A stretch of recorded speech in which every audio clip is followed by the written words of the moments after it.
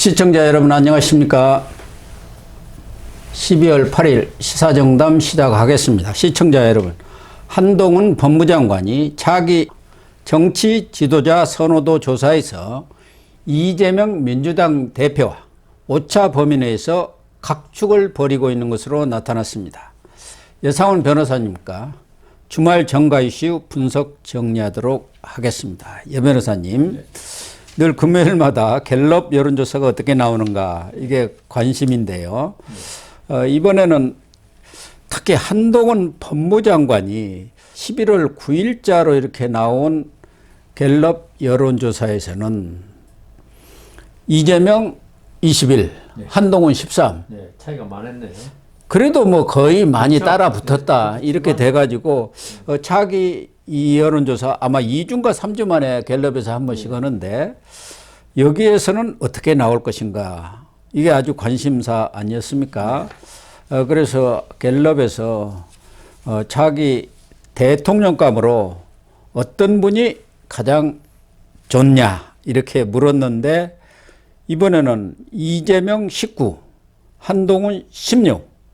네. 3%니까 플러스 되죠. 마이너스 3.1이거든요. 오차 범위가. 네. 그러니까 오차 범위 내까지 지금 좁혔다 이 말 아닙니까? 네.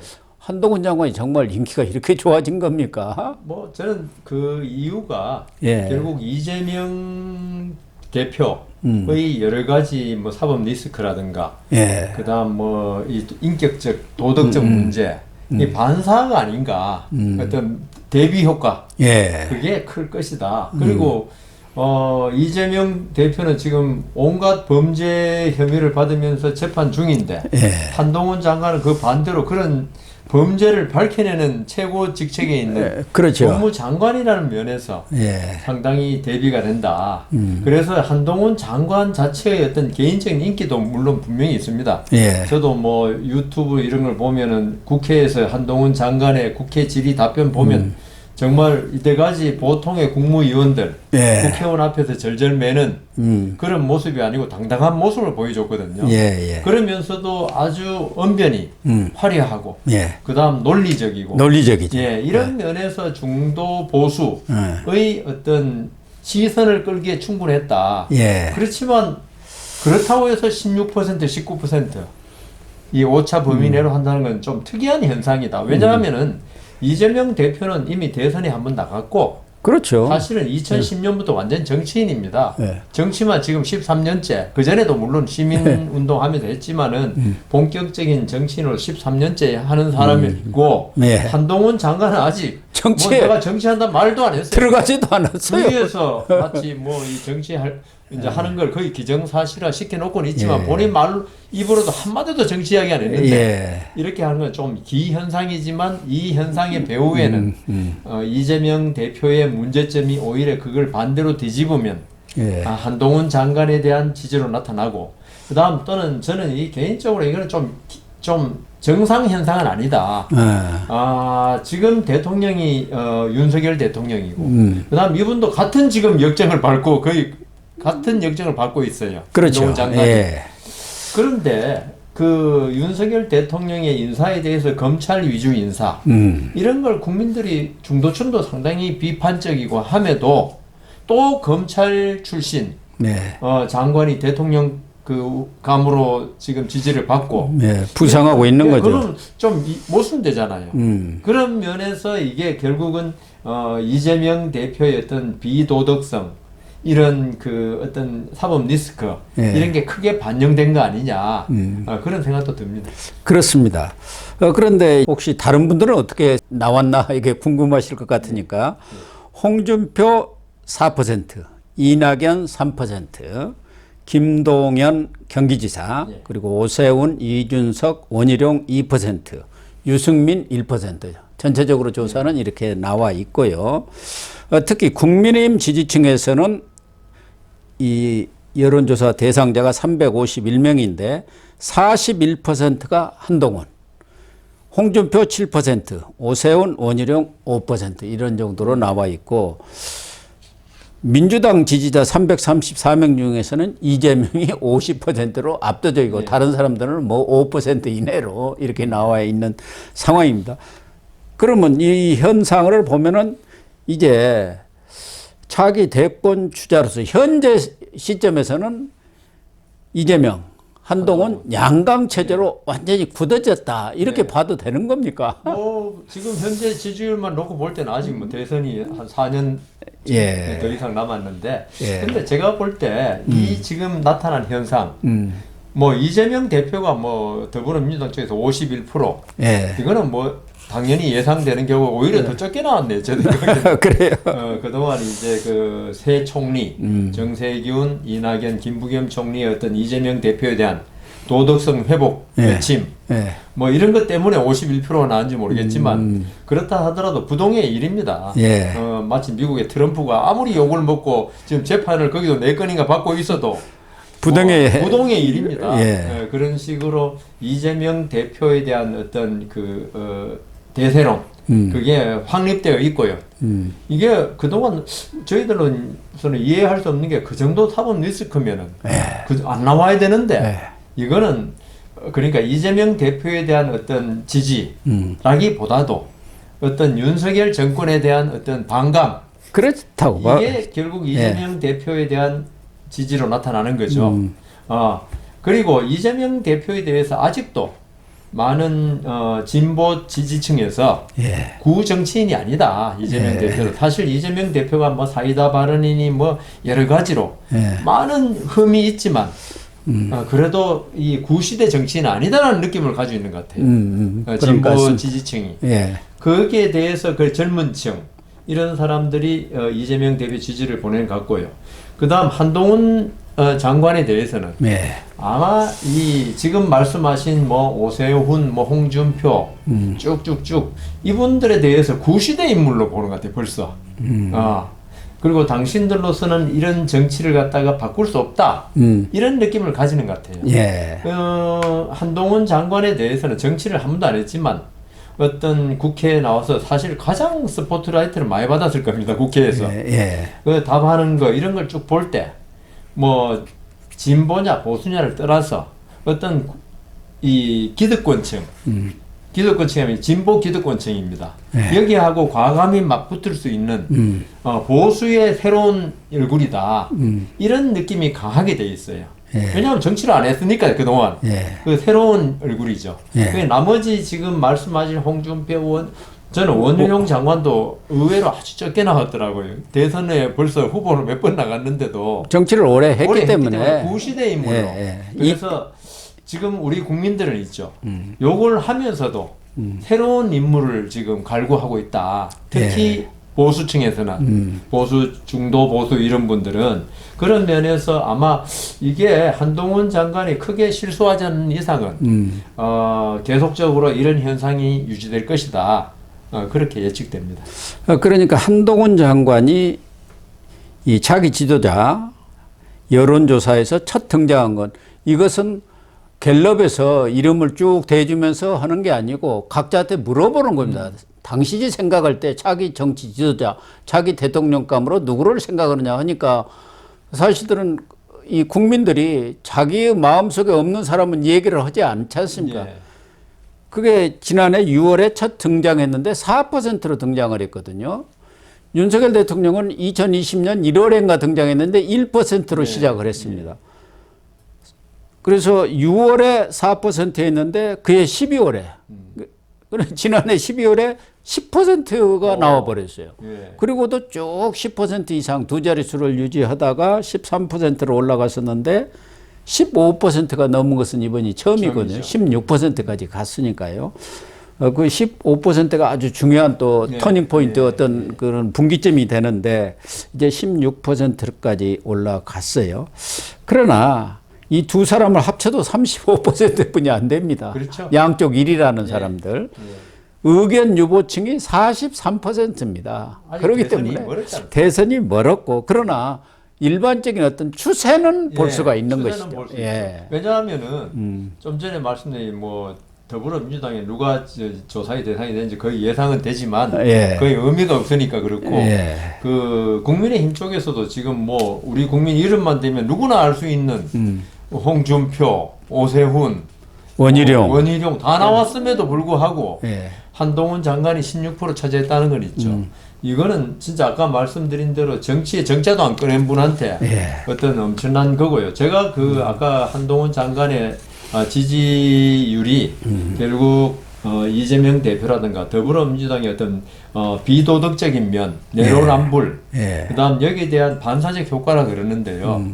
제가 그 한동훈 장관이 국회에 답변하는 모습을 이렇게 쭉 보면서 이번 지지율 16%라고 나오니까 이 한동훈 장관을 키워준 것은 더불어민주당이다. 한동훈 장관도 그렇게 얘기했잖아요. 국민의힘이 나 키운 게 아니고 민주당에서 나를 키웠지 않느냐. 저는 그 이야기는 못 들었는데 그 그렇게 얘기했습니다. 통해서 국회에서 한동훈 장관의 질문하는 모습과 그다음 더불어민주당 의원들의 그 질문하는 태도에 있어서 저는 그 국회 가면 국회의원들이 그렇게 오만방자하게 질문하는지는 잘 모르겠지만은 거기 유튜브에 나온 거는 보면 이거는 어떤 그 주인과 노비 간에 무슨 대화하는 것 같아요. 무슨 말하려면 끊어버리고.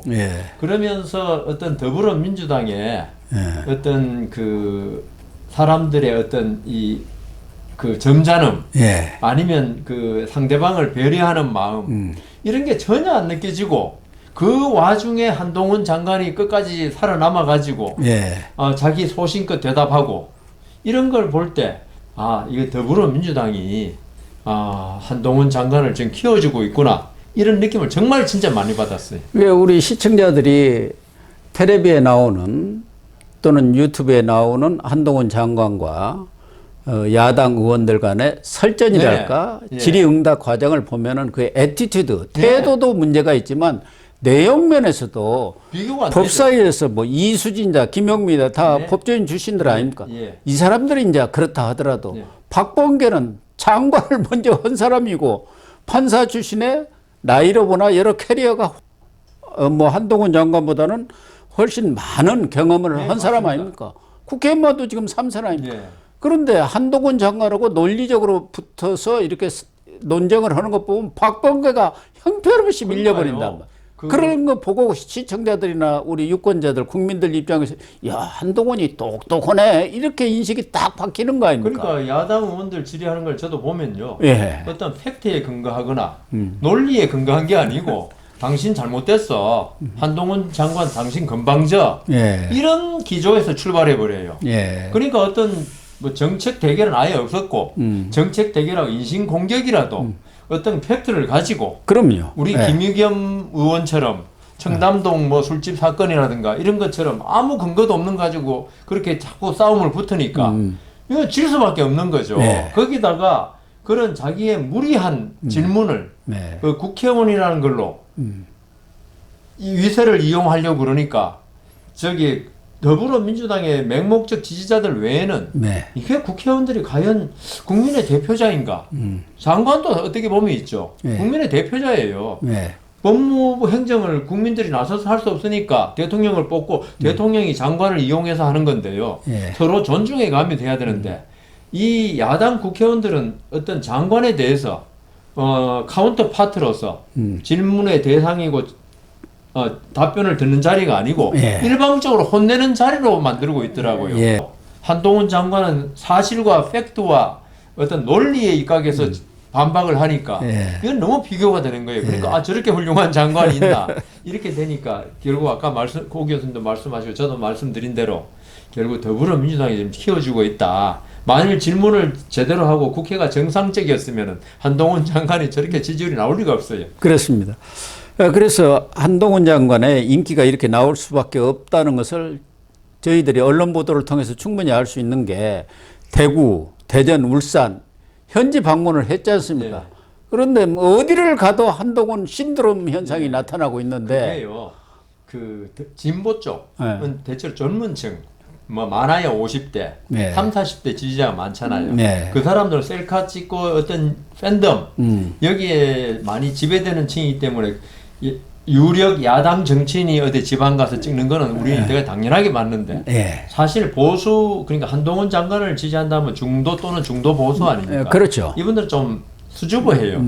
나이가 들수록 더 그런 걸 좀 수줍어하는데 그런데도 불구하고 예. 한동훈 장관에 대해서 어떤 개인적인 팬덤이라고 할 정도의 인기를 누리고 있다는 것은 어떻게 보면 보수의 지금 희망이 예전에 윤석열 장관한테 향했던 것처럼 네. 지금 한동훈 장관에 의해서 당신이 우리를 구해줄 사람이다. 이런 그 느낌으로 다가가고 있는 거 아닌가 이런 생각이 듭니다. 윤석열 장관이 아니라 총장입니다. 장관이 윤석열 대통령이 검찰총장에서 이렇게 대선 후보로 뜨면서 그 당시에도 여러 가지 윤석열 대통령과 관련한 책들이 쏟아져 나왔고 여기도 지금 몇 권이 있습니다. 저한테 보내준 게. 그런데 마침 이번에 한동훈을 최초로 분석한 한동훈 분석서 73년생 한동훈이라는 책이 지금 발간이 됐습니다. 제가 썸네일에 올려놓을 텐데요. 전에도 그 한동훈의 무슨 법무장관 연설문이라든가 또 국회에서 질의답변 그것만은 그냥 모아놓은 책이 나온 바가 있는데 한동훈 신드롬이라든가 한동훈이 한국 정치에서 어떤 역할을 앞으로 해야 할 것인가 이런 부분을 좀 심도 있게 학자적 관점에서 분석한 것은 이게 아마 최초인 것 같아요.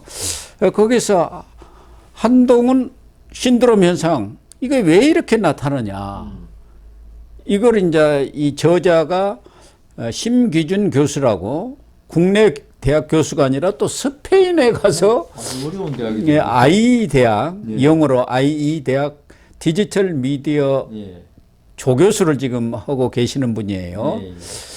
아마 이름은 남성처럼 생겼지만 이화여대를 나온 거 보면은 여성이시고 시라큐스대에서 박사학위를 받았고 뭐 싱가포르라든가 여러 군데에서 해외에서 주로 교수를 하면서 지금은 스페인 대학 교수로 있는 아마 정치 소비자 행동이라든가 소셜 미디어 전략 마케팅 콘텐츠 전략 이런 것들을 전공했다고 한다면은 이분이 여기 이런 분석을 하는 데는 아주 적임자라고 봐야죠. 기자도 하셨더라고요. 예, 언론 생활도 잠깐 했고 또 국민의힘 여의도 연구소 거기서 이런 분석 실장을 한 것 같습니다. 그런데 한동훈의 신드롬의 가장 핵심적인 것은 정치 혐오와 이념적 갈등이 낳은 능력주의 현상이다. 그러니까 한 장관이 등판한 것은 구시대적인 그런 순혈주의를 타파하고 보수의 어떤 아이콘으로 보수가 생각하는 품격 있고 기품 있고 논리적이고 또 아주 파워 엘리트로서의 그러한 조건들을 다 갖췄기 때문에 보수와 중도층이 이렇게 열광하는 것 아닌가 이렇게 분석을 했어요. 뭐 그 여의도 연구원 출신이라 그러니까 약간의 이제 한동훈 장관에 대해서 호감을 가진 쪽일 수가 있으니까 그렇다고 봐야겠죠. 그걸 감안해서 봐야 될 것 같은데요. 결국은 아까 우리가 한동훈 장관의 지지도를 이야기하면서도 이야기했지만은 지금 우리 정치가 있죠. 어떤 구시대의 이전 투구, 이념 논쟁, 그리고 우리나라 특이한 종북주의 이런 여러 가지가 결합되면서 그리고 박정희 정권 시대 때 어떤 정당을 어떤 대통령의 전위대 정도로 활용했던 그게 아직도 살아남아 있다. 그러다 보니까 어떤 능력보다는 충성도 연줄, 뭐 이런 것들이 네, 그러니까 어떤 인기 투표식 이런 데 의해서 정치인이 계속 나오다 보니까 어떤 정책 대결, 그다음 국민을 잘 살게 하는 어떤 지도자의 상보다는 싸움 잘하는 사람, 그게 바로 대표적인 사람이 이재명 대표입니다. 그렇죠. 예전에 뭐 저도 DJ 뭐 YS도 싸움 잘하는 사람으로 봐요. 카리스마 가지고 싸움을 잘하니까 좀 배가 됐지만 지금 이 정권 시대 들어오면서 싸움 잘하는 사람의 대명사가 저는 이재명 대표라고 봅니다. 보면서 국민들이 지금은 이재명 대표가 팬덤으로 지금 그 어떤 지지도를 이끌고 있지만 어떤 정책으로 어떤 그 국민들한테 지지를 받고 있는 건 분명히 아니다. 어떤 좌우가 극심하게 분열되어 있는 상태에서 우를 도저히 지지 못하는 사람들이 좌로 간 것이지 이재명 대표의 어떤 정책이 좋아서 이념이 좋아서 지금 지지하는 건 아니다. 지금 우리 정치가 그렇게 돼 있잖아요. 예. 그런데 한동훈 장관 물론 보수라고 지금까지는 보수로 취급돼야 되겠죠. 되지만 그 사람이 나와서 아까 국회에서 이야기를 잠시 했지만 펼치는 여러 가지 단어들, 그다음 품위들, 그다음 어떻게 보면 서울 깍쟁이 같잖아요. 어떻게 보면 예, 깔끔하잖아요. 그렇죠. 예. 그러니까 세련된 스타일. 세련된 단어. 그러니까 그런 것들이 2030들은 특히 더 네. 열광을 하죠. 그래서 한동훈 장관을 이념적으로 싫어하는 사람들이더라도 한동훈 장관이 보여주는 네. 그런 깔끔함, 그다음 신규진 교수가 한 게 능력주의라는 게 있었어요. 예. 능력이 저 사람은 능력이 있다는 거 다 인정할 거예요. 우리 젊은이들은 특히 예. 능력주의에 대한 그 선호도가 크지 않습니까? 그러니까 과거처럼 예. 무슨 연줄이라든가 예. 아빠 찬스, 엄마 찬스 이런 것에 대해서 아주 본질적으로 거부감을 느끼지 않습니까? 그래서 한동훈 장관은 물론 뭐 서울법대를 나오고 고시도 일찍 하게 해가지고 젊은 나이에 계속적으로 승승장구해 온 사람이지만 그게 연줄로 됐다. 본인의 능력이 아닌. 그랬으면 말이 달라지는데 예. 한동훈 장관에 대해서는 그랬으면 국회 나와서 답변도 그렇게 못합니다. 연줄로 장관이 된 사람 그렇죠. 그렇지만 본인은 워낙 타고난 예. 사람이고 이런 여기에서 생기는 어떤 보여주는 능력 예. 거기에 국민들이 호감을 가지는 거예요. 이게 결국은 국민들이 지금 현재의 잘못된 정치를 타파할 하나의 대표 주자로 보는 게 아닌가. 그 다음 이재명 대표에 대해서도 이 사람은 구시대적인 정치를 잘하는 싸움꾼 정치인인데 한동훈 장관은 그게 반해서 자기 능력 하나로 모든 상황을 타파할 수 있는 능력자 아닌가 그렇게 보는 것 같습니다. 그래서 이번 갤럽 조사에도 보면 2030 여기에 한동훈 장관이 오히려 이재명 대표하고 같은가 높게 이렇게 나왔어요. 20대는 이재명이 5%, 한동훈 6%로 좀 높았고 30대는 12 똑같이 나왔습니다. 12%. 40대, 50대는 아무래도 이재명이 좀 높고 60대, 70대 이상은 한동훈이 높고 그러니까 젊은 층도 네. 한동훈에 대해서는 오히려 이재명보다도 더 호감을 갖고 있다 이렇게 볼 수가 젊은 층은 벌써 이재명 대표만 해도 구시대 인물이에요. 그렇죠. 또 하나 특이한 것은 저자가 신기준 교수가 이준석 전 대표에 대해서는 정치적 기본기가 부실한 커뮤니티형 정치 선동가다 이렇게 평가를 했네요. 어쨌든 한동훈 장관이 이재명 대표와는 그동안은 여러 여론조사에서는 게임이 잘 안 되겠다 했는데 이번에는 오차 범위로 이렇게 추격에 올라가면서 머지않아서 오히려 뒤집는 골든 크로스가 일어날 수도 있겠다는 그런 전망까지도 나오게 하고 있는 것 같습니다.